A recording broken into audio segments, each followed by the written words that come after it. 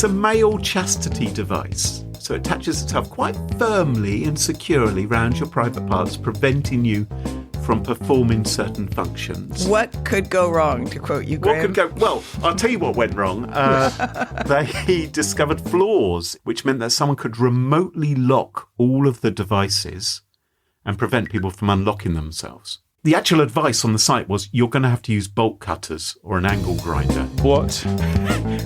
I think I'd rather not. I'll just stay in it. Smashing Security, episode 338, Catfishing Services, Bad Sports, and Another Cockup, with Carole, Theriault and Graham Cluley. Hello, and welcome to Smashing Security, episode 338. My name's Graham Cluley. And I'm Carole Theriault. And Carole joining us today, a pretty common regular. That's quite rude, really, isn't it? It's Maybe start that again. So joining us today, Carole, who have we got in the hot seat? We have a guest for the first time in a few weeks. Yes. Mr. Mark Stockley is joining us. Hi, Mark. Hi. Welcome back to Smashing Security. Thanks very much. Great to have you back, Mark. It's brilliant. And we have a big show today, so we should crack on. Are we ready to go? Let's go. But first, let's thank this week's wonderful sponsors, Collide, Sysdig, and ClearVPN. It's their support that helps us give you this show for free. Now, coming up in today's show, Graham, what do you got? Oh, it's another right cock-up. Okay. Mark, what about you? I am going to talk about the worst sports reporter in the world. And I'm going to be looking at a catfishing enterprise. Plus, we have a featured interview with Alex Lawrence. He's the principal security architect at Sysdig. And we're going to dive into Sysdig's brand new threat report and find out what we should be looking out for. All this and much more coming up on this episode of Smashing Security.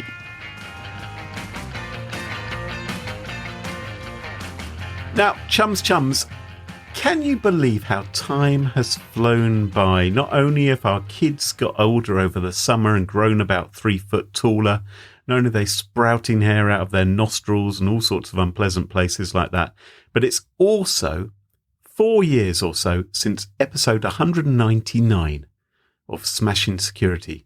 Wow. Yeah, you may remember we had Zoe Kleinman from the BBC on, and we reported on how security researchers had found serious security flaws in the key cellmate, which is a Chinese-made IoT device made of polycarbonate and toughened steel. A very specific kind of IoT device. It comes in both No. What? It comes in both long and short models. When I investigated it back then, I found the short models had sold out on the website. I remember the name Cellmate, actually. Right. I remember what it does. Okay. What do you remember about it, Carole? Could you describe what it does? Because that would save me. Is this something to do with prison? Yeah, basically it is with prison. It prisons up your junk, if I remember correctly, and you give your special someone the key. Yes. And it's a digital key. Am I right? Is that right? Yes. Or am I just dirty? It's a male chastity device. So it attaches itself quite firmly and securely around your private parts, preventing you from performing certain functions. Who does this? Actually, I don't want to know. I do not want to know. Unless your partner, via the internet, unlocks it. What could go wrong, to quote you, Graham? What could go? Well, I'll tell you what went wrong. The penetration testers at Pentest Partners, appropriately enough, they discovered flaws in Cellmate's API, which meant that someone could remotely lock all of the devices and prevent people from unlocking themselves. The actual advice on the site was you're going to have to use bolt cutters or an angle grinder. Can you imagine? So what? It's got to be an internet joke. I think I'd rather not. I'll just stay in it.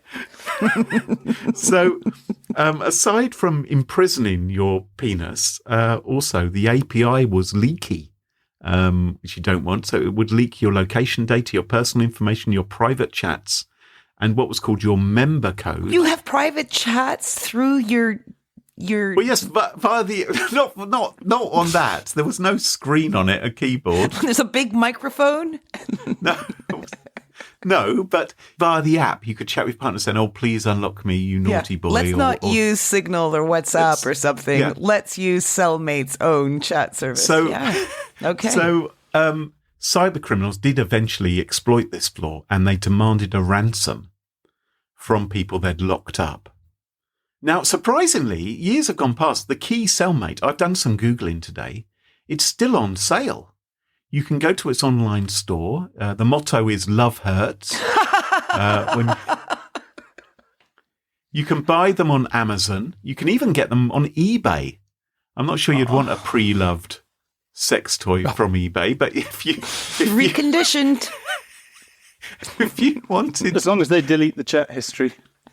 But anyway, that's all yesterday's news, right? That's from a while ago. Because surely by now, everyone's been put off the idea of chastity cages. People have decided that's not a good... Well, not so. Because I don't know, Mark or Carole, if you read the Dear Deirdre Agony Aunt column in the Sun newspaper. Is that still going? Is she still alive? Does she exist? Well, that's very interesting, because when I was reading this Dear Deirdre column online about male chastity cages from last month, it's actually got someone else's name on the byline. So the brand is Dear Deirdre, but it's someone called Sally who was actually answering questions. They fired Deirdre and... Yeah, so Deirdre, she's been sent off in the wheelchair. Anyway, someone wrote in saying, "My sexual urges are so out of control, I'm considering buying myself a chastity cage." And this chap, he said... he was in his mid-20s. He said he had a bit of a wandering eye, but he loved his girlfriend. He's been going out with her 2 years. She's wife material, he says. But because he keeps on looking at other girls and thinking, well, I'd quite like to have sex with her, he has secretly bought himself a metal chastity cage to lock up his penis to prevent him from doing anything untoward with it. And he was saying, "Do you think this will stop me cheating?" he said to Dear Deirdre. Surely. And- Okay, I'm wondering if she defines cheating now, because my story has to do a bit with cheating as well. So this is quite interesting because, Well, I'm thinking that chances are she's going to spot this, isn't she? If he's clanking around the bedroom wearing I one of don't these. think it's like medieval, right? Like, I know what you're picturing. Have you seen these things, Carole? No, I haven't. That you have to take an angle grinder to them. They are It's just quite ridiculous. substantial. Anyway, she said, "Get a grip, pleasure yourself. That's what you have to do. Stop being ridiculous. Just stop trying to have sex A with people." lot of bathroom breaks. Anyway, so chastity cages are still being sold. Now, word reaches us via TechCrunch of another dick cage that has serious vulnerabilities. An anonymous researcher, anonymous because he doesn't like to mix business with pleasure, he has found a different internet-connected male chastity device is exposing users' email addresses, plain text passwords, home addresses, IP addresses, and in some cases, and this one really surprised me, GPS coordinates due to flaws in its servers. Now, why these things are beaming out their GPS coordinates, and how precise do you need to be with something like a... You surely don't need to know within a few meters, which apparently the device claims... Well, if you're using an angle grinder, I think very, very precise. You need great precision. Yeah. A few meters doesn't cut it. No. You want, Well, it could. a centimeter could make a big difference. So apparently, your partner who's in control of your chastity device can follow your movements and see where you're going while you're clanking around. This research has found, via these flaws, he's found records of more than 10,000 users. And so he did the responsible thing. He contacted the company back in June about the vulnerabilities. They didn't respond. Quelle surprise. Now, this is the interesting bit. He then, because he couldn't get a response from them, he defaced their website. He put up a message on their website. He said, this site's been disabled by a benevolent third party, and the vendor's name has been redacted, right? There's no one saying who the vendor is. He says, they've left the site wide open. It's allowing any script kiddie to grab all this customer information, including plain text passwords and shipping addresses. And he says, if you've paid for a physical unit and now can't use it, I'm really sorry. But there are thousands of people with accounts on here, and I couldn't leave it up for grabs. Hope you weren't wearing it at the time. Well, exactly. I mean, does disabling the website prevent you from unlocking it? I don't know. Maybe it does. Maybe it prevents someone from logging in and doing that. How do you feel about that? Mark, what do you think? Do you think that's right, that he should have defaced the website and put up this message? I'm going to say no. Right. After careful consideration. Because I don't want to think that anything would rely on the website being there. Because websites being there is a... Websites are very transient, aren't they? They are. I mean, They're not difficult to affect. Right. But having said I wouldn't want that to happen, that doesn't mean that it doesn't happen. And we're talking about the IoT here, so I think actually probably did happen. So you don't think it's right for him to deface the website and put the message up there? Even though he's frustrated and he wants to get the message out to those users, should he have emailed those users instead? Or what do you think would have been a better course of action? I think put it on Reddit. Right. And they'll DDoS the site by all travelling there. If you want people to read something, put it on Reddit. Yeah. Google will pick it up. But he was worried that naming the company would actually get people exploiting it. And that's why TechCrunch haven't named them either. TechCrunch say they've tried to contact the company, which is based in China, like the key cellmate. Similar lack of response. They have removed the defacement message from the website. And so I was curious. I immediately thought this must be the key cellmate, but the one we spoke about a few years ago. I thought it must be the same one. And I thought, why are TechCrunch being so coy? I thought, so I went to the Internet Archive. I was looking at key cellmate's store, looking to see if, they'd been defaced or anything like that. So the key cellmate's still running, but it isn't the key cellmate because according to TechCrunch, the vulnerable Dick Cage only has an Android app. There's no iPhone app. So I imagine iPhone users who have a chastity page around their penis, they don't have to worry because this is only affecting Androids instead.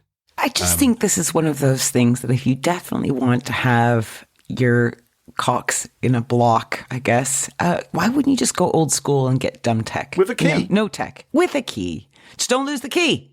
Or maybe a good fisherman's knot would be good. If you could tie a knot in it, a secure knot, and that'll prevent anything bad from happening.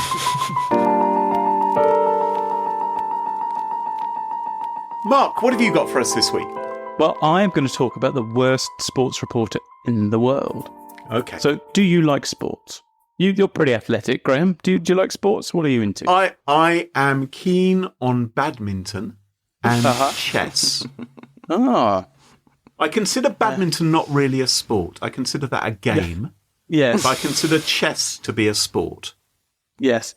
I think other chess players do too, don't they? Yes, they do. That's why they get all sweaty when they're playing. Yeah. I think anything which has a random element is a game. So football, cricket, badminton, anything like that. That's just a fun game. But chess is a serious sport. I see. Yeah. Well, I was going to say, they also love sports in the USA, but I'm not sure you actually love sports. I think there's a whole other discussion to have there. But in the USA, they definitely love sports, like actual proper sports.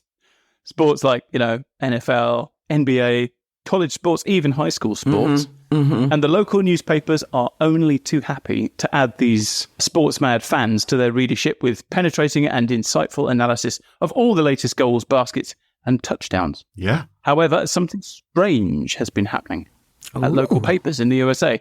See if you can tell what it is. So this in-depth bit of sports reporting came from a recent edition of the Milwaukee Journal-Sentinel. Okay. It said, I'm going to butcher this name now, the Waukesha West Wolverines defeated the Hartford Orioles 42-14 in a Wisconsin high school football game on Friday. Waukesha West recorded a big victory over Hartford 42-14 during this Wisconsin football game. That's a really high score for a football game, isn't it? How big were the goals? They may be talking about American football. Oh, but okay, anyway, so that was, perhaps not the peak of journalism there. What about this one from the Tennessean? The Christ Presbyterian Lions defeated the Brentwood Academy Eagles 17-16 in a Tennessee high school football game on Saturday. Christ Presbyterian eventually took victory away from Brentford Academy 17-16 in a Tennessee high school football matchup. Oh, it's like, it makes no sense. Oh, it's weird. Yeah. It's a bit garbled, isn't it? It's an odd way of phrasing things. Both teams were shut out in the first quarter. The Eagles took a 7-3 lead over the Lions, heading to the halftime locker room. Brentwood Academy enjoyed a 16-3 lead over Christ Presbyterian to start the fourth quarter. A 14-0 scoring edge in the final quarter fueled the Lions' defeat of the Eagles. Uh-huh. Uh-huh. Okay. I think I know what's going on here. Okay, well, the final one might give you a clue. This is my favorite from the Columbus Dispatch. The Worthington Christian .. winning _team _mascot .. defeated the Westonville North .. losing _team _mascot .. 2-1 in an Ohio boys soccer game on Saturday.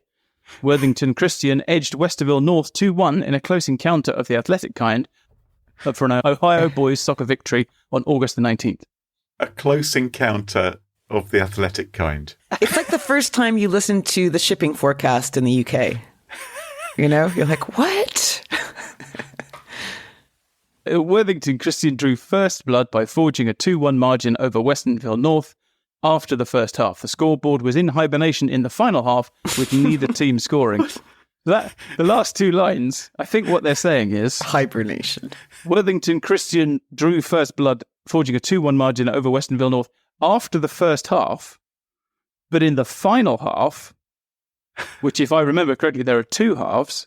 There are normally two halves, yes. Yeah. Neither team scored. Yes, that would be a simpler way of wording it, wouldn't it? Has all this _ bracket stuff, could there possibly be some sort of computer cock-up occurring? Perhaps. You're close. You're very close. Right. So there are two little letters that join all of these terribly written articles together. Can you guess what they are? AI. That's how we're going to say AI from now on.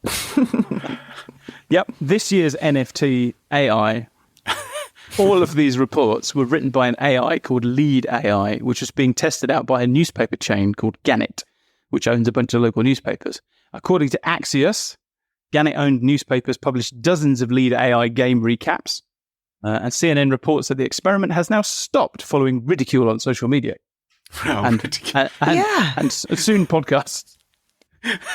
The thing is that the reports are actually generated. There's a I forget what the system's called. It's something like Scorebox. There is a system that actually generates, like, you know, this was the score after the first quarter and this was the score after the second quarter. And so all this thing is doing is it's taking that information and putting it into sentences rather than into bullet points. Mm-hmm. Right. But the sentences are lacking. AI garbage. Yeah. So and I suppose the AI, to try and make it appear more human, is thinking, well, we won't use those other words. We'll go to the thesaurus. We'll find synonyms, like hibernation, like in hibernation, or close encounters of the athletic kind. It's just trying to add a little bit of colour and coming across as freaky. Now, this is not the first time that the myth of AI journalism has faced public scorn. Mm-hmm. So last year, I don't know if you remember, but CNET, massive publication, started publishing articles under the byline CNET Money Staff. So these articles, look, they were probably made for search engines rather than for people. But this CNET Money Staff with its AI pseudonym. And Wired reports that a torrent of embarrassing disclosures followed, with more than half of the articles containing factual errors and 41 out of 77 requiring, quote, sometimes lengthy corrections. Mm-hmm. Now, I don't know about you, but wherever you look, AI is just making stuff up at the moment, which is really bad for everyone. I mean, it's bad for information and disinformation. It's bad for the internet, and ultimately it's even bad for AI, because AI it's using the internet as training data. So if the internet that's right. The more AI generates, the more it's feeding itself worse information, isn't it? Yes. And there are some news sites now which are specifically blocking these AI chat bots from scouring and scooping up information from their sites because they don't see why they should be helping them. You just make a change to robots.txt to block some of these things from coming through. But I use a chat bot. I've been playing around with it for a few weeks, and I have not run into it being incorrect. that I've noticed. But I guess I'm not asking for right or wrong answers. I'm asking more for fleshing out ideas, I guess. Really? So, yeah. What? Like turning sports scores into sentences about sports scores? I'd ask them something like, tell me about this term. Tell me what this term means. Yeah. And then I might learn something about it. But it's... Well, you might. Or you might learn something about something else. Yeah. I've just not seen any cock-ups on the ones I've using. I know they've happened, but I've seen that more in the press than me seeing any blatant, oh my godness. It sounds a bit like, Carole, though, you're not really asking it to generate anything new, like, create a report. That's or something true. Like that. That's You're more true. saying define something or explain this to me. Yeah, tell me what happened at this, whatever, like a historical thing, or, what does this Right. mean? That sort of thing. Yeah, so you're right. I'm using it like Maybe that's more straightforward for it. I don't know. Yeah, so that's true. did these sports articles not say this article has been written by a stupid robot rather than a human? Or did They did. Actually, the sports articles did. They said the byline was lead AI.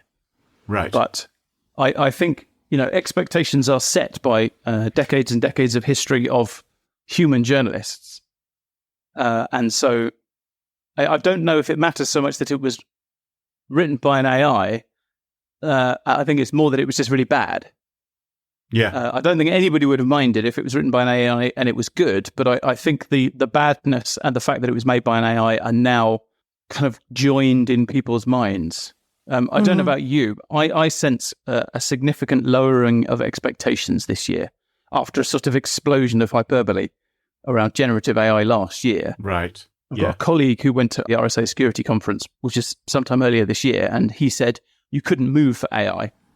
I went to InfoSec in the UK in June, and honestly, I didn't see anyone talking about AI. Everyone was just talking about real-world problems, and nobody was suggesting that AI was the solution. And apparently, the mood at Black Hat, where they are talking about AI, is much more, okay, well, what can it actually do? It's taken us a year or so, but I think we're actually now coming to a much more sensible place about, all right, maybe it's not going to replace everybody, but maybe it's going to be, as Carole described, a sort of useful really cool tool. assistance. Yeah. And the astonishing thing is that if they were doing this experiment, getting AI to generate these sports reports, if it was an experiment, why weren't they having someone human in the process just to have a look over they these did. things? Oh, they did? They did, yes.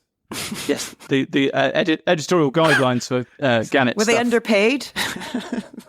Well, I think, I don't know, I can't speak for them, but the editorial guidelines say something like they're checking for factual errors.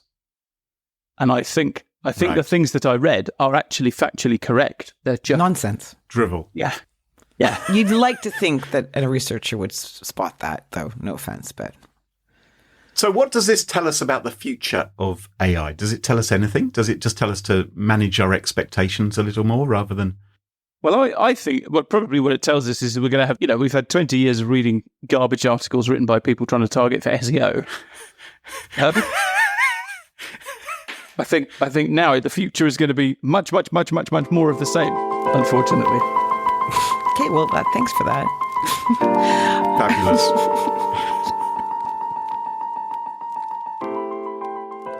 Carole, what have you got for us this week?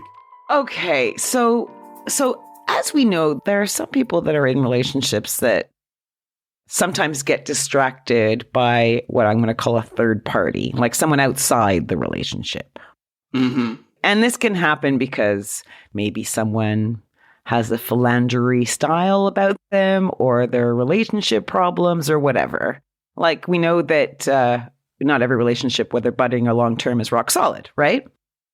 And we know about cheating, a la, let's sneak off and do some sexy stuff without the knowledge or consent of the long-term partner.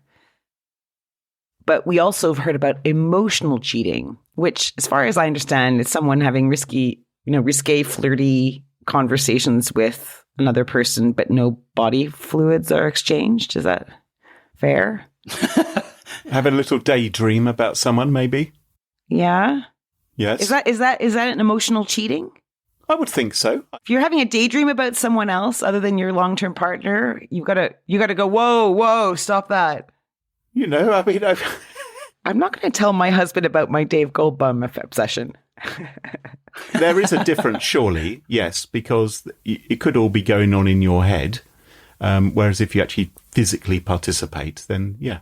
Okay, I have a scenario. I'm not saying one is right and the other one is wrong. I'm going to give you a scenario, and I want you to tell me if you feel this is emotional cheating. Okay, perfect. Okay, yes. So we have a woman who lives in South America somewhere. We're going to call her Carla. Mm-hmm. And Carla is chatting to someone online, yik yak, yik yak, yik yak. And she happens to mention the city where she lives. Right. And the someone she's talking to says, oh, I've never been there before, but I'm actually planning a trip quite soon. And this guy she's chatting to eventually asks if she would show him around when he arrives in her city. Very friendly. Yes. And she's like, that'd be cool, right? Yeah. More chit chat. And then he says, you're kind of cute. And Carla calls him cute back. And then later on in the conversation, at one point, she says she can't wait for him to get there. Okay? Can't wait being the key word. And that's it. Yeah. That's it. That's the scenario. So where on the scale of emotional cheating do you feel this flies? Well, does Carla or the other guy have another partner? Yeah, Carla does. Carla has a boyfriend. See. Yeah. Oh, I see. I didn't know that. Okay. Well, I mean, it's not like they're discussing 69 or whatever. Like, oh, for God's sake, Carole. no, but you know what I mean. It's not. It's always that with you, isn't it? Has anybody invested in an IoT chastity belt yet? Right? These are questions I want to know the answers to now. I think it's I think probably they need to be careful about saying, oh, you're pretty cute yourself. Really? I say people are cute all the time. Do you? Yes. I've never heard that from you. Well. Yeah, sorry, Graham. Yeah. Other people. Cuter people. I'm going to say maybe for some people, this type of chatter, right? If your partner was having this type of chatter with a third party would be considered not cool, right? Okay. Does the guy who's chatting with her know that Carla has a partner? That if she hasn't revealed that, then that's a bit. What? We should all be wearing like boyfriend tattooed across our foreheads? Yes, we should. Absolutely. That's exactly where I was taking it, Carole. You're absolutely right. Yes, of course, that's what I meant. So for people that, don't think this is cool, there is hope in the form of a small online company, one that is offering a specific service to couples, or at least one member of the couple. And this is where a party pays, right, the small online company to do some very serious assessing in order to discover whether the, relationship is, or the person is loyal to the relationship and the person. How do they do that? Catfishing. Oh. So according to a New York Times article, you pay this company called Loyalty Test, and one of their testers will get in touch with you, with your person of interest, and do some flirting, like in some cases pretty innocently, like Carla's, right? Yes. But as soon as Carla wrote that she, quote, can't wait, right, referencing his arrival to the city, our loyalty test worker grabbed a screenshot of the conversation, blocked Carla on all accounts, and immediately reported what happened to Carla's boyfriend. Oh, I think that's a bit extreme. And that is how this company even sells itself. So Carla's sitting there, I'm guessing, like going, what just happened? Meanwhile, the guy goes and tattletales to the boyfriend, right? According to the New York Times, loyalty tester said, I just texted the boyfriend and was like, hey, she says she wants to go out. So I sent him screenshots and he said, okay, that's enough. Thank you. And this loyalty test worker, okay, who is this guy? A 19-year-old college student from West Palm Beach, Florida, making ends meet by testing the loyalty of relationships. Apparently, he'd been cheated on. He's trying to save the world from the pain he went through. And he's just one of many workers, right? So they work like rideshare drivers, right? Yep. So they basically are free to take on as many clients as they wish. And you can go check out the site. Why don't you go check out the site? So can I sign up? How much would I get paid for doing this? You can sign up for free. You can charge whatever you like, but Brandon Balazingham, the 27-year-old site founder, will take 10% of every transaction. So you can go to loyalty-test.com, And the strapline here, listeners, is hire one of our testers to DM and flirt with your significant other. Catch a cheater today. So it's not telling me how much he's going to pay me if I become a tester. I'm not. Well, I'm some not people quite- in the article say that they charge around $100 per session. It depends because sometimes it just takes one DM exchange, apparently, like literally. Other times it's 2 or 3 days of online conversation. So our Florida student loyalty tester determines what's included in his flat fee on a case-by-case basis. And he says he only tests women, he says. Right. Do you think people ever sign themselves up? I did wonder that because I received so I had to join WhatsApp the other day, right? I've always refused to be on WhatsApp, and I had to get on WhatsApp because of various groups my son is a member of, and that's how they communicate, is only via WhatsApp. Bloody hell. So I had to join WhatsApp. I've started receiving spam from people saying, oh, I'm 28, I'm lonely. And I was wondering, who actually responds to these? Who would get in touch with me? Well, no. I don't think who would actually reply to these things. Some nutter. Then I thought, well, there probably are people who are lonely and might start it as a bit of fun and then begin to believe they are in a relationship. But I suppose if I was a tester, I could create a social media platform of myself with a hot, not the genuine photograph of me, but I could create my own hot young profile, couldn't I? With a strapping Graham, body. you'd be great at this, I think. This could be your next thing. You'd be excellent. I think I would too. I think I'm going to give up this cybersecurity lark. Because you have no morals and you're effectively setting up a honey trap. Don't you think? I mean, is this the same thing? Is this the same as someone being on a diet, right? And your boyfriend or girlfriend or partner sticks a bunch of fresh, delicious, amazing pastries, right, from a top bakery in the fridge, all over the kitchen, and sets up video surveillance just to see if your resolve will weaken. I mean, isn't that what it's like? If you go to the website, loyaltytest.com, you'll see the people that are apparently calling I you. have had that happen. I have had people plant food in my fridge and then booby trap it because they know I can't resist. Yeah. That's... With their small lenses poking And what out does of it the tell screen. you of the partner? Like, would you not be more pissed that your so-called partner paid a hottie to catfish you instead of just being a wonderful partner? I think if this is happening in your relationship, then you probably have bigger problems than whether or not your partner would respond to an approach from a stranger. And the thing that kind of bothers me most about this is one of these testers. Well, it doesn't take much to be approved. An active Instagram account, it seems, and you don't even have to use a real name there.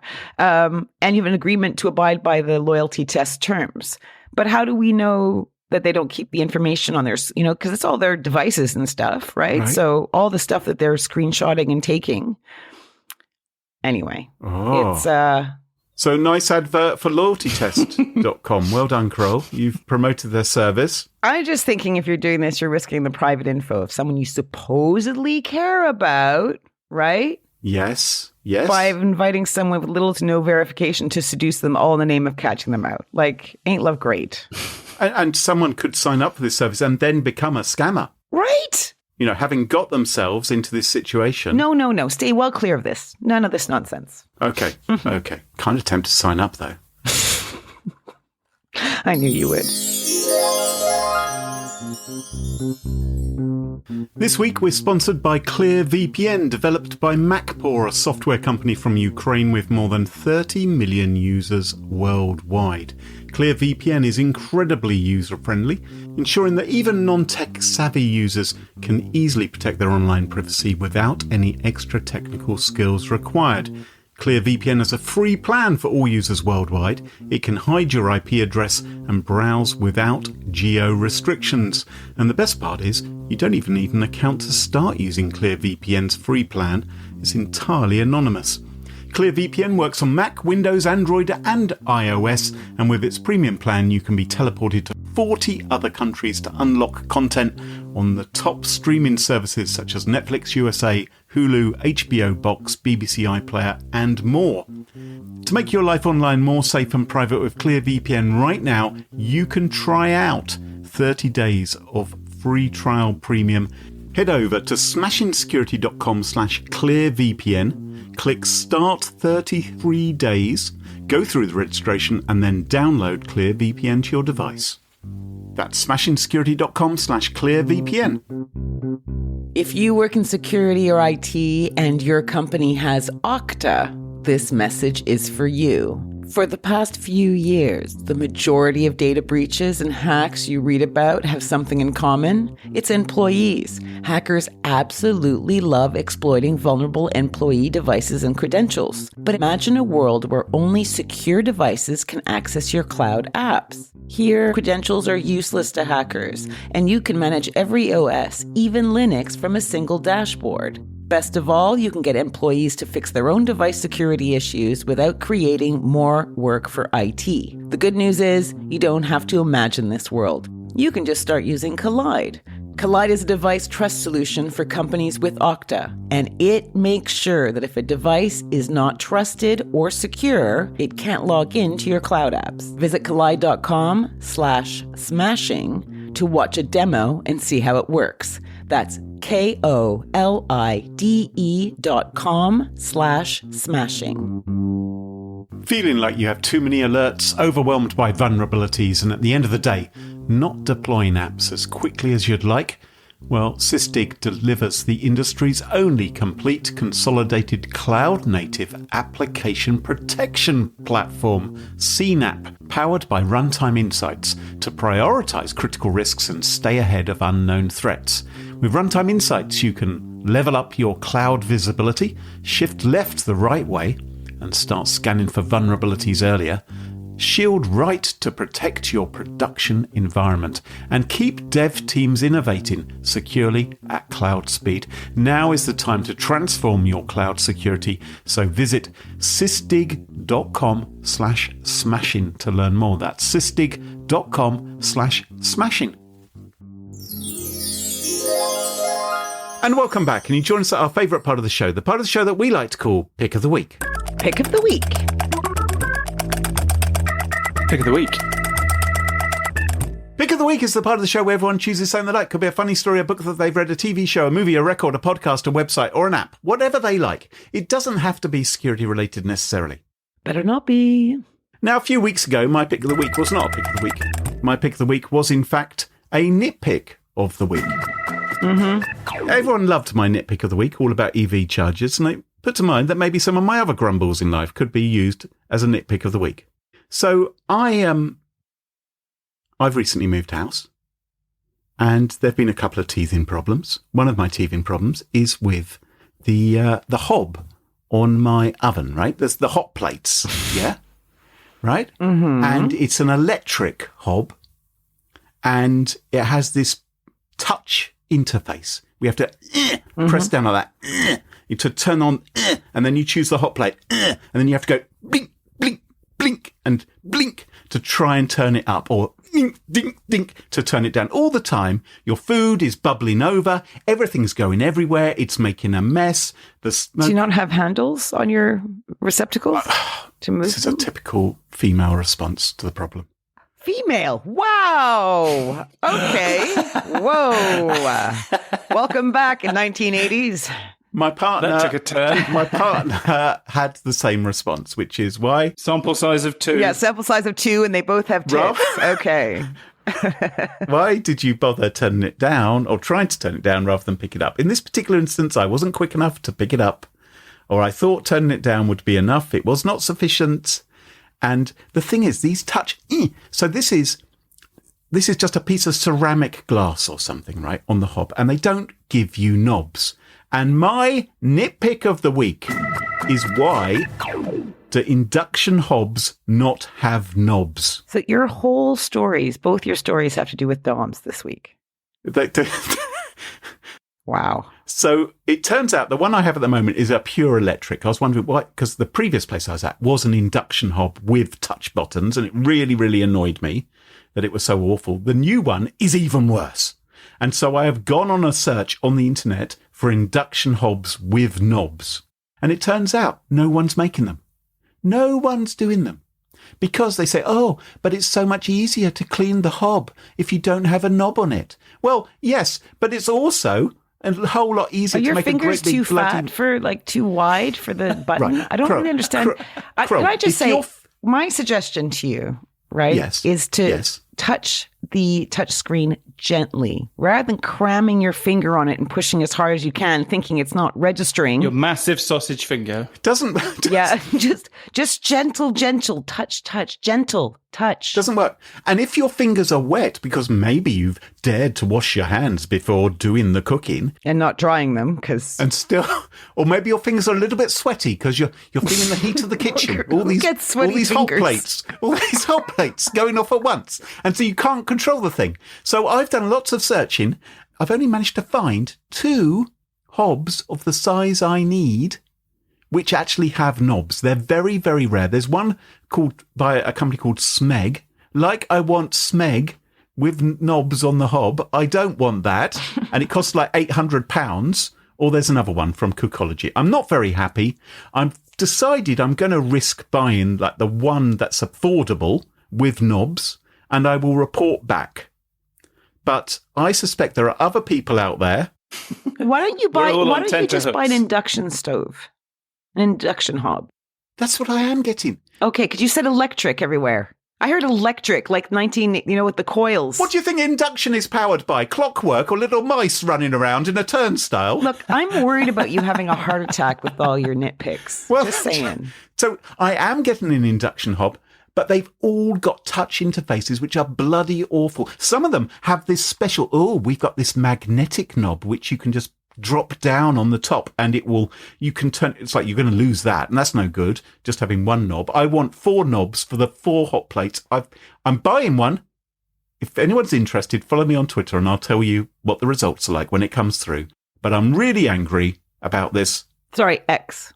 Don't even get me started on that. Can we move on? This has been great. Get off the soapbox here. That was my nitpick of the week. And now, Mark, what's your pick of the week? Well, I think you need my pick of the week.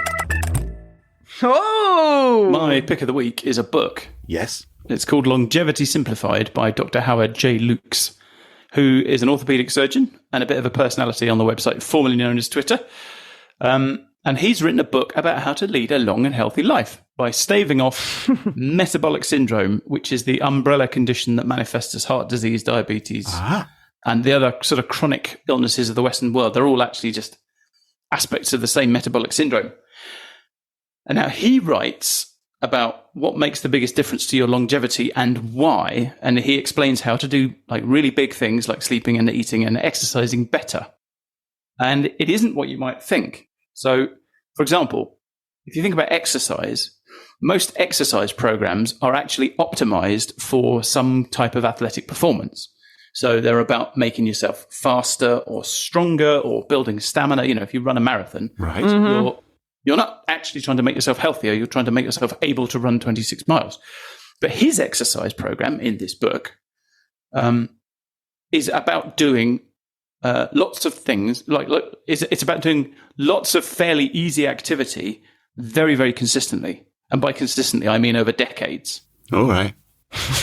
You can catch up, Graham. Don't be put off. I'm not sure I've got another decade. That's what you need if you want to live a long and healthy life. Like if you want the healthy portion of your life to be longer. What I really like about the book is, although it goes into some depth about the science, so if you're a bit nerdy like me and you want to know, okay, well, why does it work? Like, why does that help? But it's actually, despite all of that, it's a really easy read. And you can see that they've actually put lots and lots of effort into making it something that's very easy to read and digest. So digest. How many words are on the page? The size of the margins. And then the text itself, it's full of things like repetition and recaps and stuff like that. So it's very easy to kind of take notes as you're reading it. I have to ask you, have you read it? Have you read the whole book, or you're halfway through or something? I'm halfway through. Okay, so you must have at least 3 takeaways for Graham. For Graham? For Graham? What, for his knob situation? Takeaway number 1 is look after your sleep. Oh, I'm screwed. So sleep Sleep is massively important. It's the number one thing in the book. It's the thing that he goes into first because it underpins everything else. That's when your body does all of its repair work. Oh. That's when everything gets better. Basically, all the exercise that you do, you stimulate your body with exercise, and then you become stronger, fitter, more athletic. Blah blah blah. That all happens while you're asleep. And also, the sleep is where your brain does its maintenance and things like that. So sleep is massively important. Food, it's all about unprocessed food. Now, that's not news, probably, but it's still true. And then the exercise, he talks about these Nordic skiers, like people who are very, very good Nordic skiers in their 20s. And they were tested by some university, I can't remember who, as they got into their 80s and 90s. And they still had cardiovascular systems at the sort of college age, equivalent to sort of college age kids. And wow. You're going to live forever, Mark. Yeah. What that comes down to is the fact that these guys, they never ever trained hard, but they trained consistently for 30, 40, 50 years. Yeah, a bit too late, Graham. Out there doing low-level exercise. So it's a different kind of exercise. But anyway, it's just a super, super readable book. Yeah, give us the name one more time. Yeah, give us the name and the author. So it's Longevity Simplified by Dr. Howard J. Lukes, and he's worth a follow on the website, formerly known as Twitter as well, because he actually tweets out a lot of the stuff from the book and answers questions and so on. Have you ever seen like the Huberman Labs podcast and things like that? No. Are you familiar with Andrew Huberman? He's one of these optimizers. So he runs a lab and he goes into enormous depth about things like meditation and supplements. And Howard Lukes is like the anti-Huberman. Right. I saw Huberman described as an optimizer. Like, what is the absolute, like what 100 supplements should you be taking every day? Like, how do you meditate for an hour every day? If you break your life down into thousands and thousands of different aspects and then try to optimize every single one of them, you don't have any time left to actually have your life. This kind of stuff is massively popular. Now, all the guests on Joe Rogan and things like that. Huberman's got his own podcast. And Howard Lukes is kind of like the total opposite of that. Like these are the general patterns you need to follow in your life. Don't worry about all that. Don't worry so much about the detail. Get the big stuff right. Anyway, give it a read, Graham. Amazing. Sounds interesting. I like that it's simplified. The way you've described it does sound like it's easy to digest, as you said. So it's an interesting one. Carole, what's your pick of the week? Oh my God, you guys are going to love my pick of the week this week. It's me. No, people know that I do art, right? And I, do a few exhibitions, just, very nascent in the whole thing. But the Oxford Art Society is currently having its open exhibition for 2023, where people like me get a chance to show their work. And I'm proud to say that one of my entries got in again. Hey. And you can go see it online. It's called Sophie's Piano Lesson. There's a link in the show notes so you can go see not just my piece, but all the other. There's hundreds of great works. Like, we've got a really amazing set of artists in Oxford. It's huge. And you can even see my art buddy, Sally Ann Stewart. She's a lino cutter. Graham, I think you bought one of hers before. I did. I went to an exhibition where you were exhibiting as well, and I bought one of her pieces. Yeah, it's very nice. Uh-huh. And the best news is now that I've exhibited in 2 exhibitions, I'm now eligible to become a Oxford Art Society member. And I'm waiting the invitation, guys. No. So yay me. I'm the pick of the week. And if you want to see other works from me, where should they go, Graham? Carole.wtf. Yay, I just want to make sure you knew it. And that is my pick of the week. Well done indeed. That's brilliant news. Sophie's Piano Lessons. I'm looking at it right now. It's one of your ink and watercolors, isn't it? The problem was this year they wanted to do it online. There was a bit of a disaster with the location where they normally hold this. Right. And so I suddenly panicked and I was thinking watercolor is so difficult to really appreciate online. And so I sent in both works of ink. And then I don't regret sending this one in, but I just, anyway, I don't know. It looks great. I overthought everything. Looks great. Thanks. I really like it. Brilliant. Thanks, buddy. There you go. Now, Carole, you've been speaking to the chaps from Sysdig this week, haven't you? Yes, I have, with Alex Lawrence. He's the, well, you're going to hear from him in a few seconds, and we're going to learn all about their findings in their threat report. And I think we're going to be focusing on the cloud. So listen up.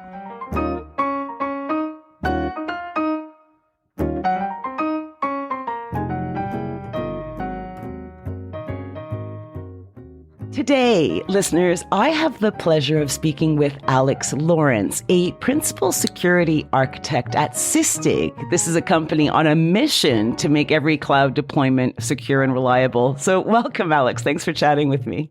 Yeah, thanks for having me. Now, we have a lot to cover today, but first, maybe you can just tell us a little bit about Sysdig and your role there as principal security architect.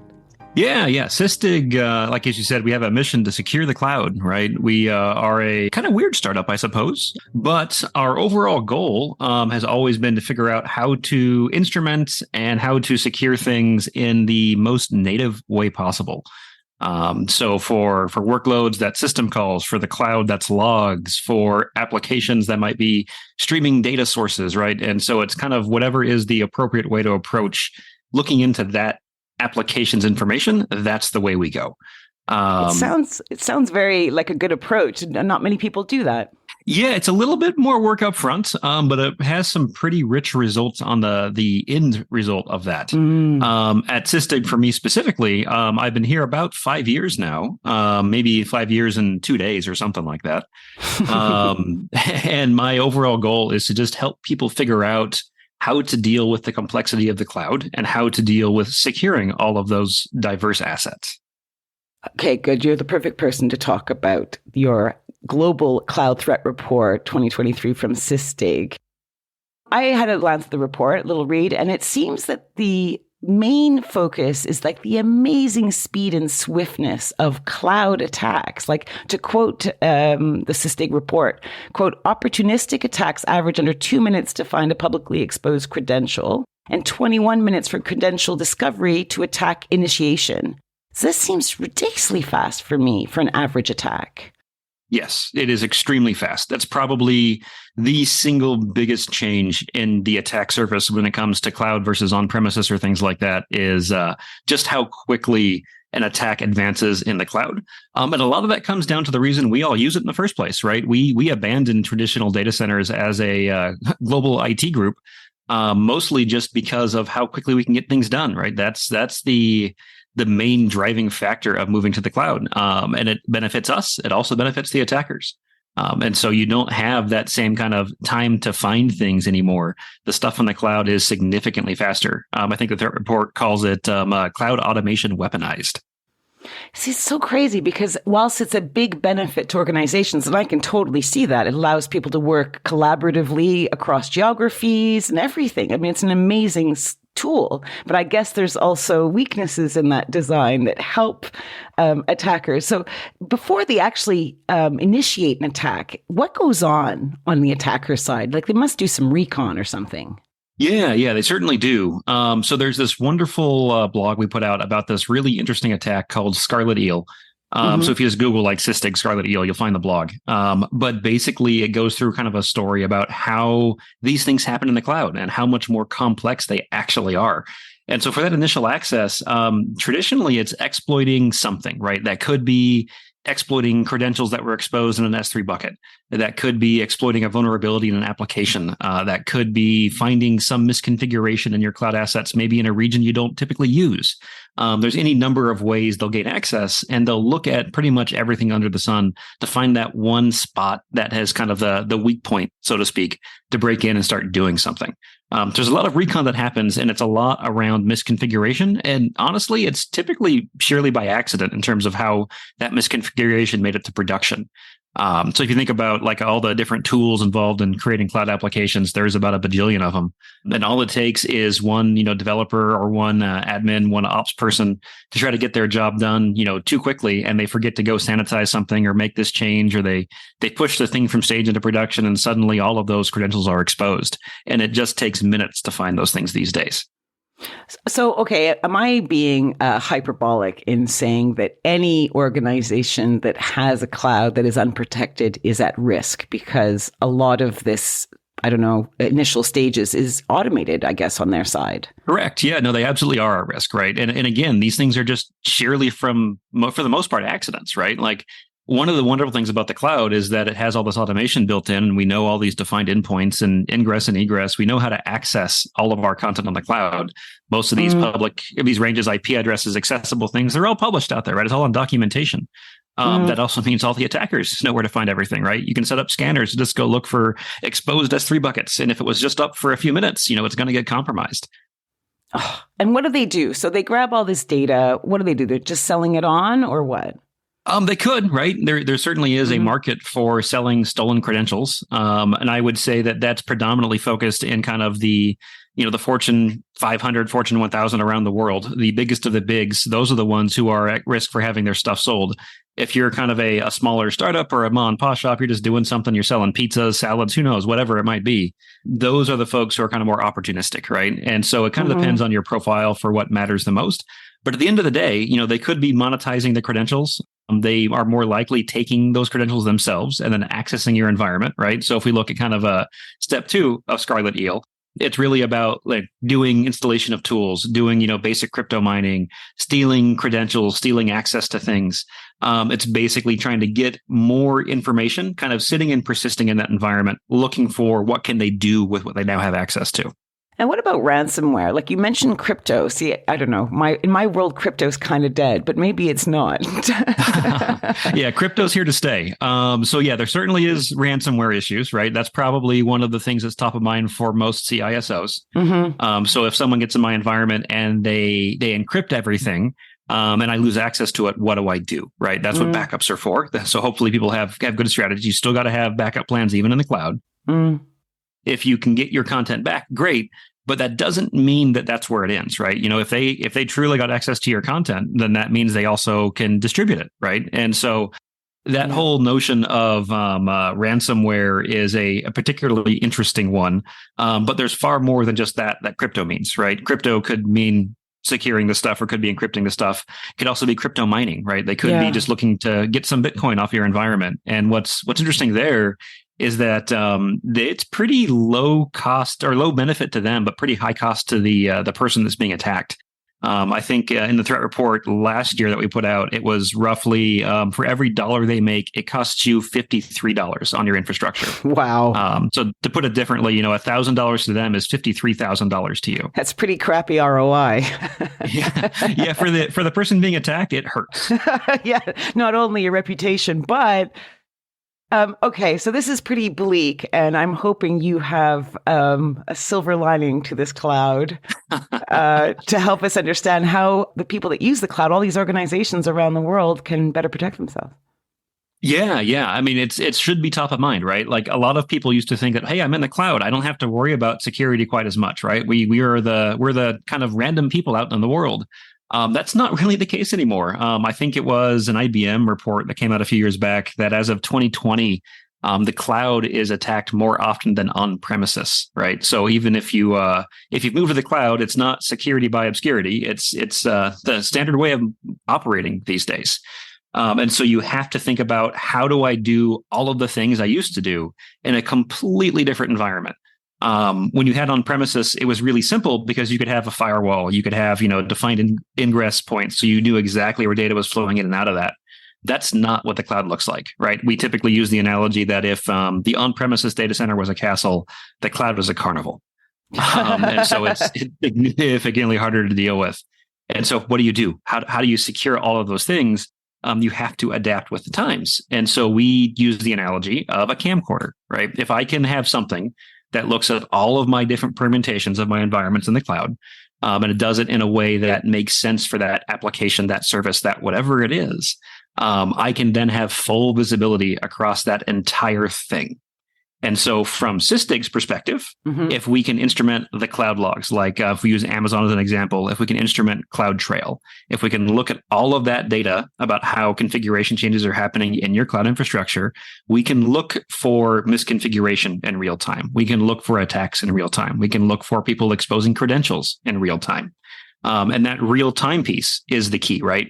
As you said at the start of this, people are being attacked extremely fast, right? That dwell time, that amount of time that they take from the moment they get in to the moment they start doing something is extremely fast, right? It's way lower than it ever used to be. And so if you're not looking at stuff in real time context, you're exposing yourself to a risk.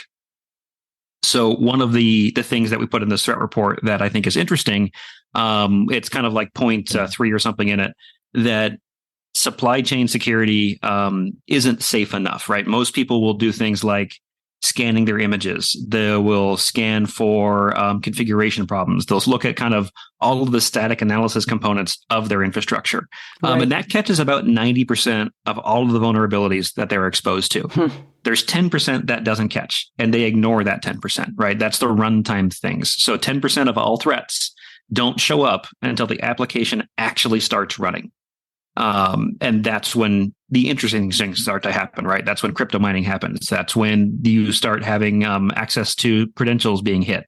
And so if you're not looking at that 10%, you're missing a humongous piece of the puzzle. It sounds pretty small, but when we start talking about, $1,000 to them is $53,000 to us, that 10% matters an awful lot.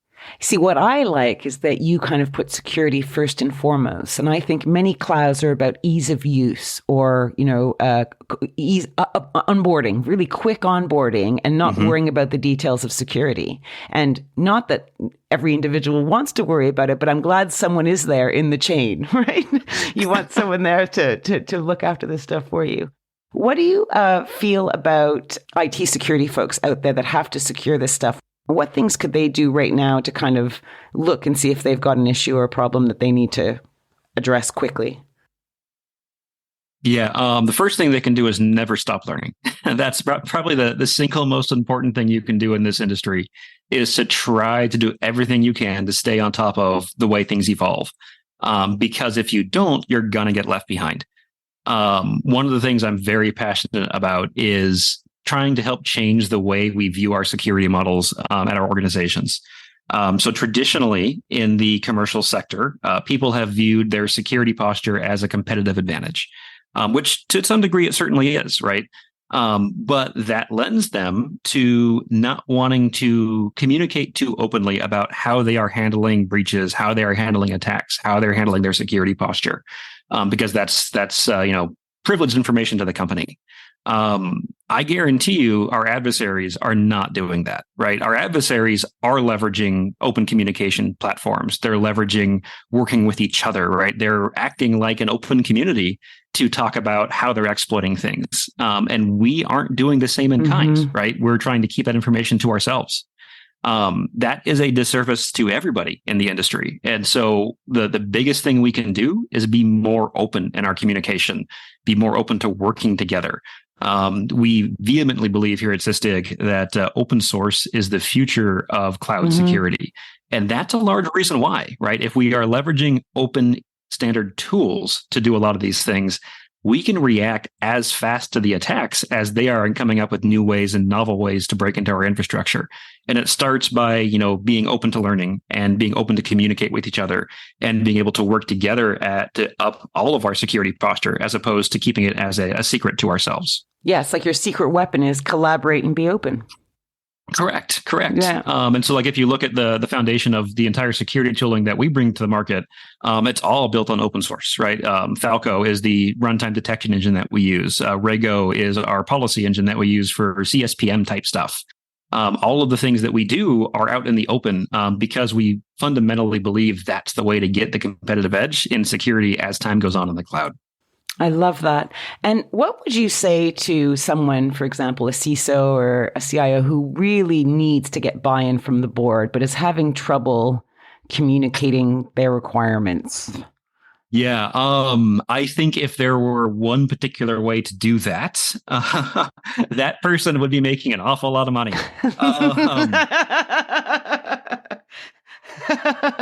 Your advice then, or because you must have seen, have heard of these Yeah. situations Yeah. much more than the average person. I mean, honestly, I think the best way to do it is to not try to use that whole scare tactic technique. It's just about, again, being open and honest about the threats we're facing and the reasons that we have to change the way we think. It's basically that we need to adapt to the times. We need to be able to address threats in the way that makes sense with the way cloud operates. And trust me, it's a lot less pain to prevent something my gosh. than to mop up the mess. Yes. Because I've been in that situation too, and it's not fun. Yes. Listeners, you can learn even more about cloud-based attacks and everything that Sysdig does to try and prevent them by going to sysdig.com/smashing. That's sysdig.com/smashing. And thank you so much, Mr. Alex Lawrence, Principal Security Architect at Sysdig, for chatting with us. No problem. Thank you for having me.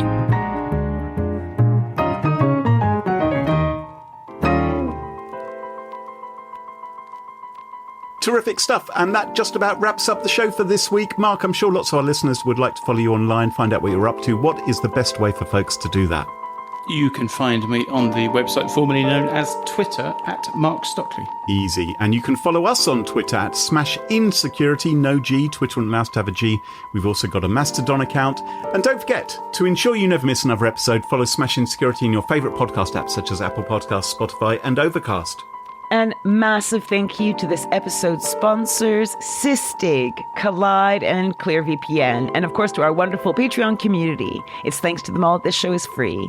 For episode show notes, sponsorship info, guest lists, and the entire back catalog of more than 337 episodes, check out smashingsecurity.com. Until next time, cheerio, bye-bye. Bye. Bye.